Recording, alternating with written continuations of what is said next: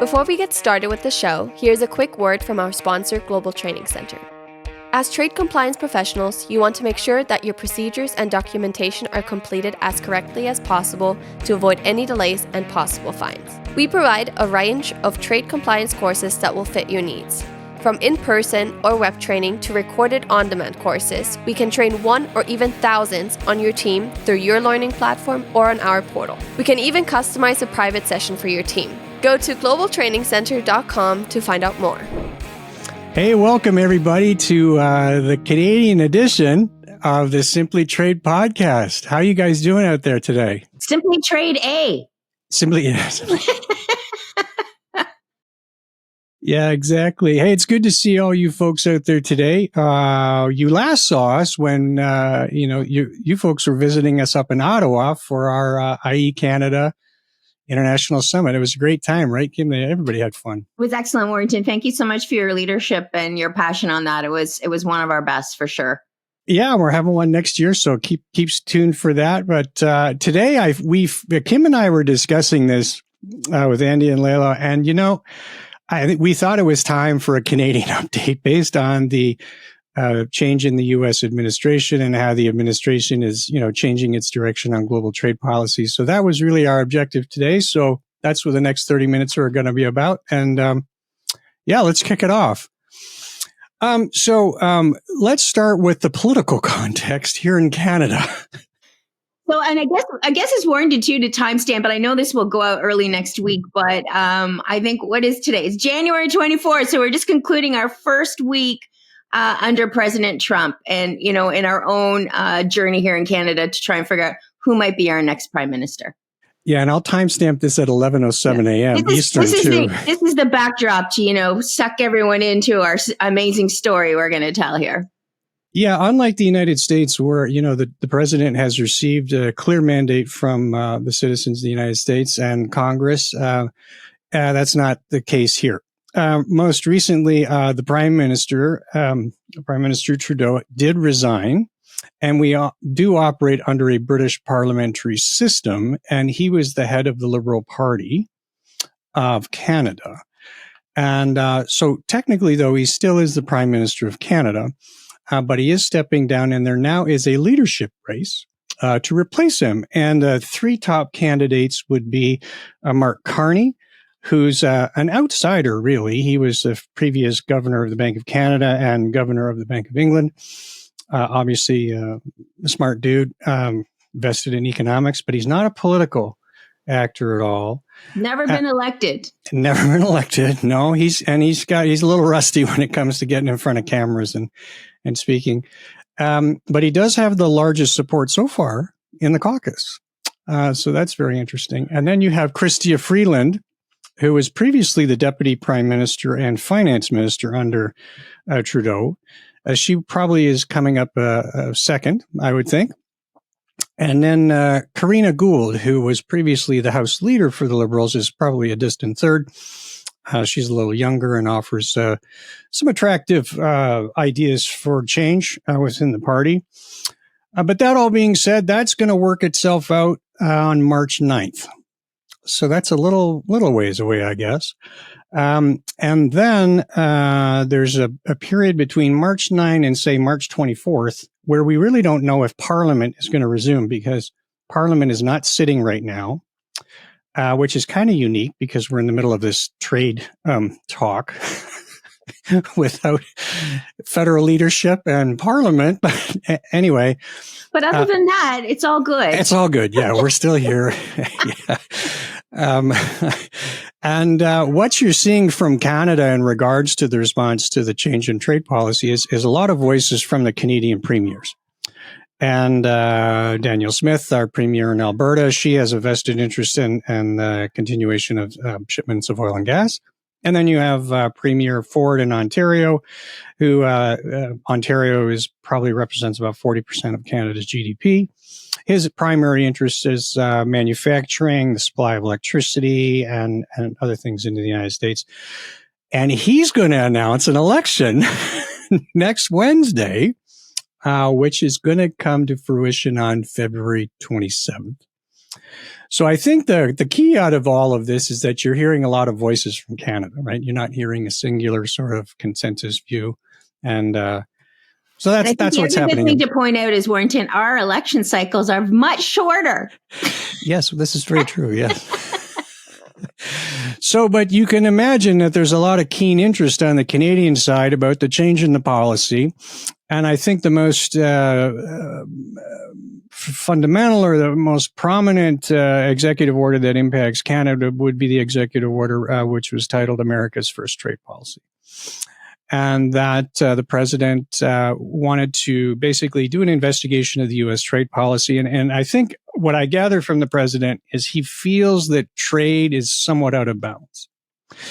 And when I looked at some manufacturing statistics, both in the U.S. and Canada, I think, surprisingly, the countries are saying the same thing. Like from 2000 to 2019, the United States effectively lost 5 million manufacturing jobs. But strikingly enough, over the same period, Canada lost somewhere in the neighborhood of 300,000, 350,000 jobs as well. So I think both countries have experienced this multilateral trade, and the more openness of trade hasn't really helped them in terms of domestic manufacturing, right? So I think that's a little out of balance, and I think that's what we're hearing from the president. And that review is being conducted by several agencies of the U.S. government, and they're to come back to the president by April 1st with their recommendations for change. In the interim, Canada's response to a proposal for 25% tariffs on goods flowing to the United States from Canada obviously is upsetting the Canadian government, and they've studied the implementation or proposal anyway for retaliatory tariffs. And what that would mean is if there's goods coming from the United States with U.S. origin into Canada, they would be subject to this retaliatory surtax, as we call them. And there's a number of proposals that have come forward. One was for $37 billion. One was for $110 billion. And now the conversation is, $594 billion, which is the basic trade that we have with the United States. So the net impact of all of this would mean is that you have 25% tariffs going south, 25% tariffs going north. Everybody's paying tariff, and I don't think anybody wins. Everybody kind of loses here. So that's the state of play. And I don't really want to be a negative nerd about it, but I think some of the positive things we've seen most recently with the change in the administration, and I know, Kim, you're closer to this, is we've seen a lot of work being done by US CBP and Canada Border Services on national security and security at Canada's border, right? There was concerns around the movement of people and drugs and weapons and things of that nature. And there's been a lot of work being done, at least on the Canadian side. The Canadians have invested, I think it was $1.3 billion in improvements to the US-Canada border.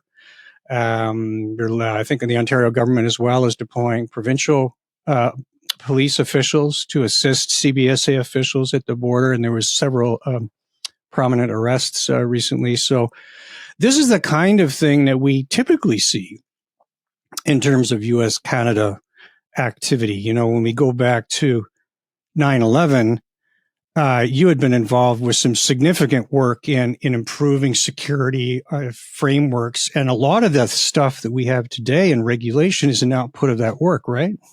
Absolutely. And I think that's a great way to segue into a little bit maybe more specific conversation about the security of the border. And I do think it's an important inflection point. And just for full disclosure, I used to be a customs officer, so I definitely see it from a different kind of lens from the security perspective in that way. And I do think, like, one of the things for sure I can say, and I know, is that the folks that do those jobs work so tirelessly on our behalf. But I do think President Trump has brought us to a really important conversation and inflection point, because the challenges that we have between our two countries and collectively together are probably bigger than the average citizen knows. I mean, it's because those law enforcement agencies are just working so hard to try and make our lives be, uneventful. We go out the door every day thinking life is great. we don't really understand what's going on behind the scenes and the issues that are happening. Because a lot of times it doesn't really impact us. It might impact a friend. But I think obviously around the fentanyl file specifically, we certainly have it in this country. I know the United States is really struggling with that.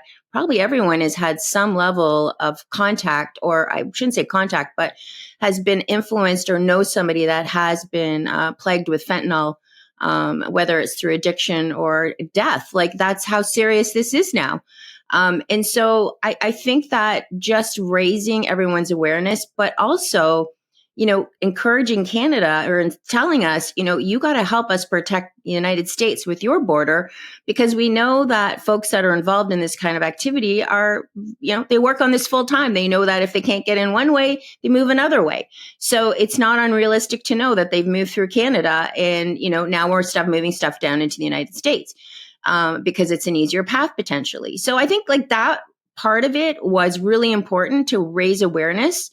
And so, that's part of the discussion right now.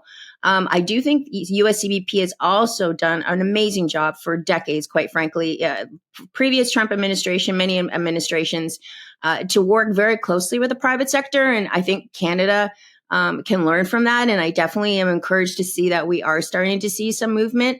And again, I think it's just more that kind of tendency from a law enforcement perspective to be insular. But because the task is so big, I think it's all hands on deck right now. And we definitely need the private sector to lean in, work together, share information, and make sure that we are not only keeping Canada's borders secure, but by default, also making sure that we're not a conduit into the United States for these kinds of things to be happening. So, from that perspective, I'm very encouraged with the discussion around the fentanyl file and, making sure that Canada understands their responsibilities.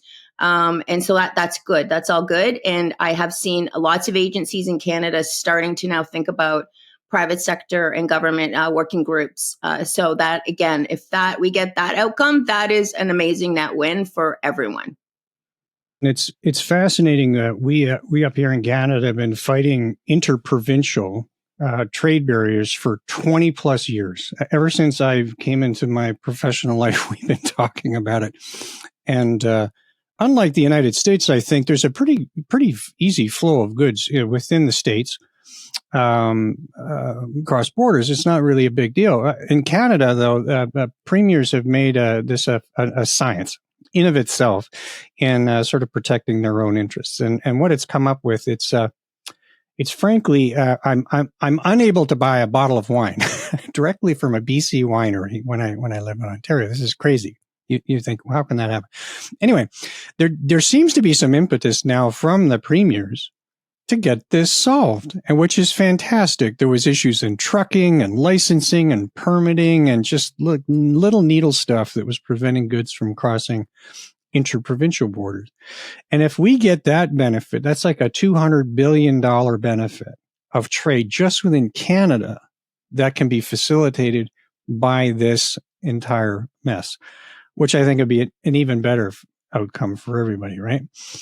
So, when we try to size this thing, I mean, there's a lot of numbers floating around between, various political parties. And I don't want to get into that discussion today, but just so everybody understands, there's about $1.3 trillion worth of trade that happens between U.S. and Canada. So wherever you are, whether you're on the Canadian side or the U.S. side, our supply chains are fully integrated, and it's been that way since post-NAFTA, I would submit. So what does let's just talk some practical things that you should be thinking about with the current situation. So I should also suggest we don't know what the current situation really is. There's a date of February 1st out there, which we're not really sure what that means. And of course, there's that April 1st date, which is the review by the U.S. agencies. So I think the first thing that listeners really need to do is to be cognizant that something could happen on or after February 1st, 2025. Right?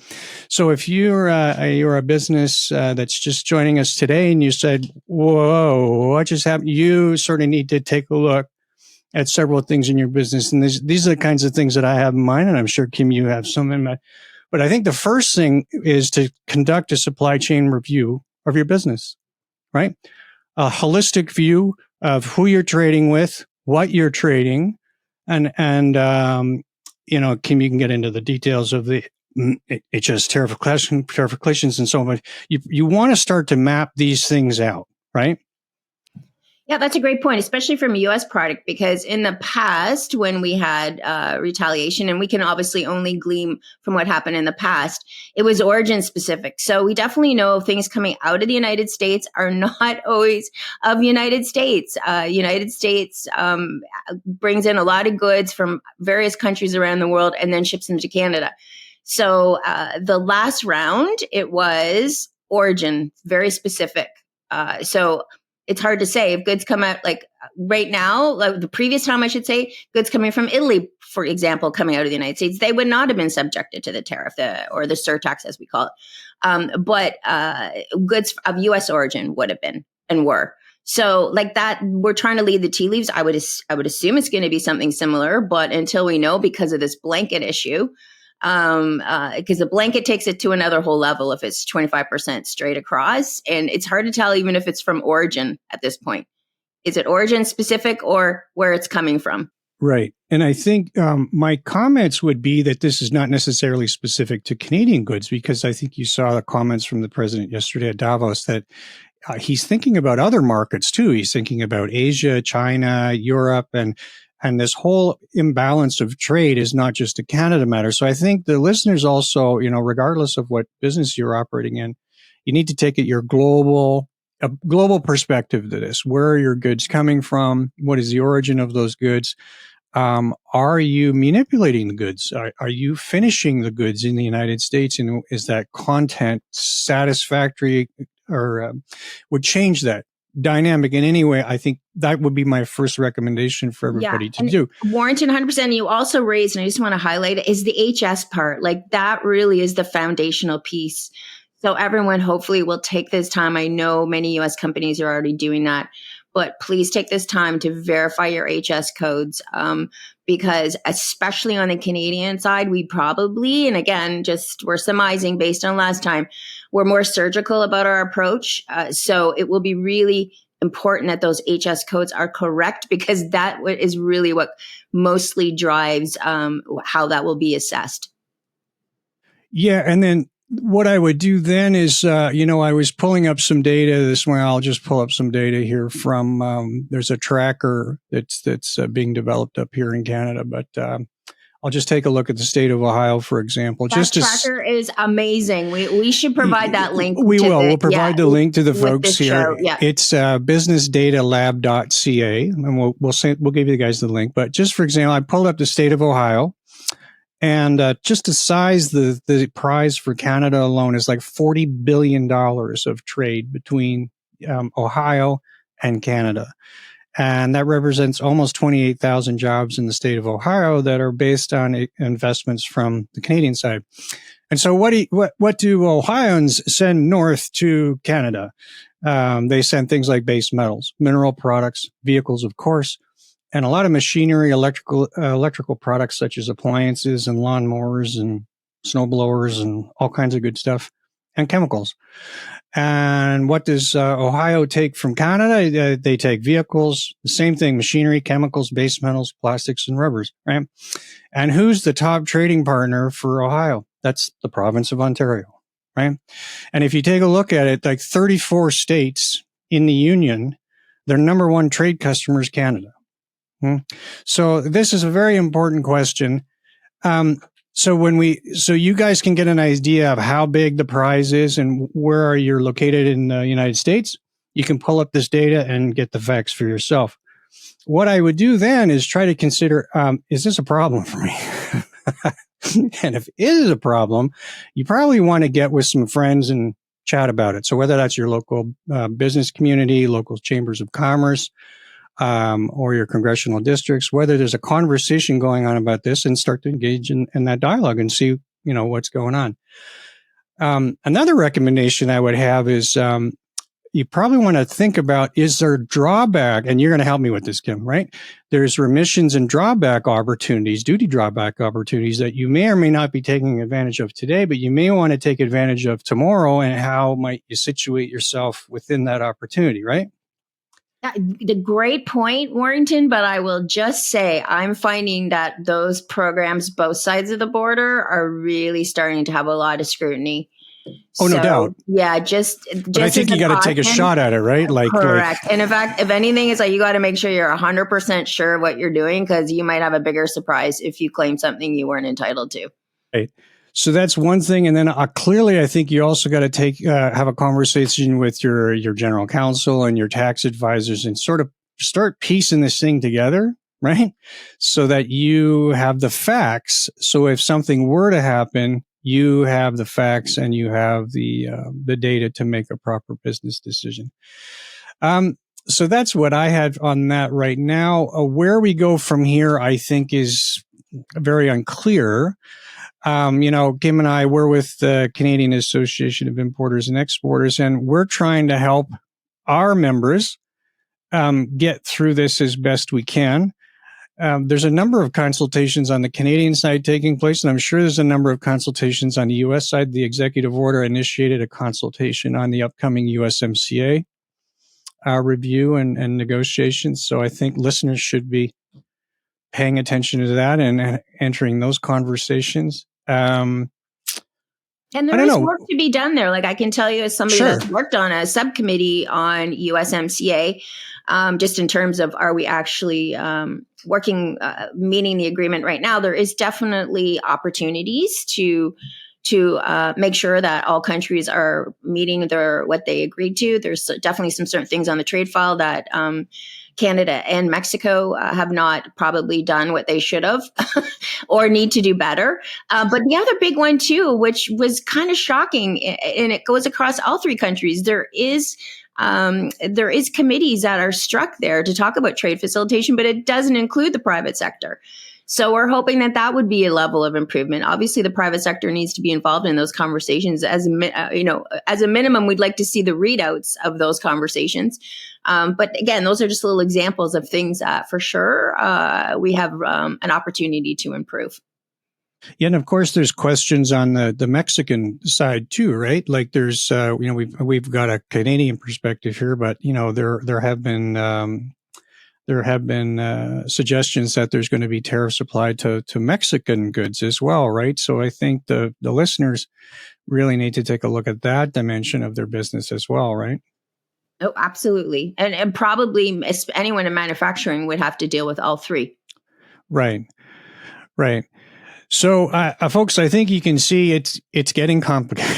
It's getting complicated. If trade wasn't already complicated before, it's getting much complicated now. I think the best advice I can give is, stay connected, right? Whether it's checking in on this the SimplyTrade podcast story or other vehicles, you want to be tucked in to at least what is going on. I think you also have to recognize people say a lot of things, and you don't necessarily need to react to what people say, but you do need to get the facts, and you need to do the research and situate yourself in a position where I understand what's going on. And if it goes this direction, I take this, I go over here and I do this with confidence, right? Rather than just sort of swinging back and forth. That's not a good place to be. So that's where we try to help our members. If you have interest in us, we're at iecanada.com. So give us a ring. We'd be glad to chat. I don't know. Kim, do you have any parting thoughts for the team here? I think you just summarized it perfectly, Warrington. I listened to a SimplyTrade podcast that dropped, I think, Monday with Lenny and Larry and Nicole from Sandler Travis. And they kind of said this, gave some good advice that way too. Don't react to the click. I think Nicole is don't take the bait. I think that was her term. And I think Lenny also gave some really good advice about make sure that you are connected to reliable sources. We certainly see people a lot of opining or maybe not giving the best advice. So this is where it's a good time to connect to trade associations. Obviously, IE Canada in Canada, but we know AEI, our sister organization in the US, and NCBFA There's so many good organizations, and really this is the time to make sure that you are connected to not only groups of professionals like yourselves, but reliable sources of information. Yeah, and I think too. I know it's. Don't mind my dogs. I know it's complicated, but there is opportunity in this. Like if you're manufacturing a widget, and you'd only been focused on selling that widget within North America, you may have opportunity in Europe. You may have opportunity in Southeast Asia. Like there's this thing. The game is the chess pieces on the board are going to be moving around, right? And depending upon which widget you're manufacturing, someone may want that widget. So that's another area where I think people, should stay tuned. Because depending upon how this tariff thing manifests itself, I think you're going to see pockets of the world changing in terms of sourcing and supply chains. And so there's going to be a lot of movement here. And movement typically drives opportunity. And change. So you want to embrace it. You don't want to sort of throw your hands up in the air and go, oh God. Well, the good news is we have some experience already. We do. So yeah, We do. so I think that's helpful actually. We do. We have that in our DNA now. So, and we know that we worked through it and we got through it and it made us all better. So I like you, Warrington, I feel this is an opportunity to, again, challenge ourselves as the President Trump is doing, challenging us all to ask questions and do things differently and think about things differently. That's all good stuff. Yeah. No, it is. And we'll be all better for it too. Because, frankly, many, many years ago, there was a situation there were duties. There were duties on everything, right? And people just had to, I guess that might have been before our time a little bit. Well, maybe. I'm dating myself, but I'm just like, that I remember most things. So. Yeah, I'm just like, maybe. But the world didn't collapse, right? So, the world was trading. And I do believe, and I was following the conversations in Davos, regardless of the situation here, global trade is projected to grow. So people will be trading and you just want to be a part of it. That's all I'm trying to say. So, what a great way to conclude, I think. Yeah, I think it's been a great to be with you guys today. It's a beautiful sunny day up here, and go Bills. Go Bills, and keep U.S. alcohol on our shelves. Please help us. That aviation gin is fantastic. Yeah, California Cab, Yeah, exactly. And we'll keep shipping those Rev amplifiers down south to my buddies in Winnipeg. There you go. They're good. With that, I think we're going to say goodbye from today, and thanks for being with us today. Have a good weekend. You too, Warrington. Thank you. Cheers. Thank you very much for joining us. SimplyTrade is brought to you by the generous contributions of Global Training Center. You can follow the show and GTC on LinkedIn or Twitter and other social networks. Make sure you check out the show notes in the description for a full rundown of today's show with all the important links. Also, make sure that you share this with a friend and subscribe on your favorite streaming platform. We really like hearing from you. If you enjoyed the show, make sure to rate and review wherever you listen to this podcast. If you or someone you know would like to be a guest in the show or would like to sponsor SimplyTrade or suggest any topic you would like for us to discuss, please contact us via email at simplytrade@globaltrainingcenter.com or you can DM us on Twitter at SimplyTradePod. Thank you again for the privilege of your time. Happy trading. SimplyTrade is not a law firm or an advisor. The topics and discussions conducted by SimplyTrade hosts and guests should not be considered and is not intended to substitute legal advice. You should seek appropriate counsel for your own situations. These conversations and information are directed towards listeners in the United States for informational, educational, and entertainment purposes only and should not be substituted for legal advice. No listener or viewer of this podcast should act or refrain from acting on the basis of information on this podcast without first seeking legal advice from counsel. Information on this podcast may not be up to date depending on the time of publishing and the time of viewership. The content of this posting is provided as is. No representations are made that the content is error-free. The views expressed in or through this podcast are those of the individual speakers, not those of their respective employers or Global Training Center as a whole. All liability with respect to actions taken or not taken based on the contents of this podcast are hereby expressly disclaimed.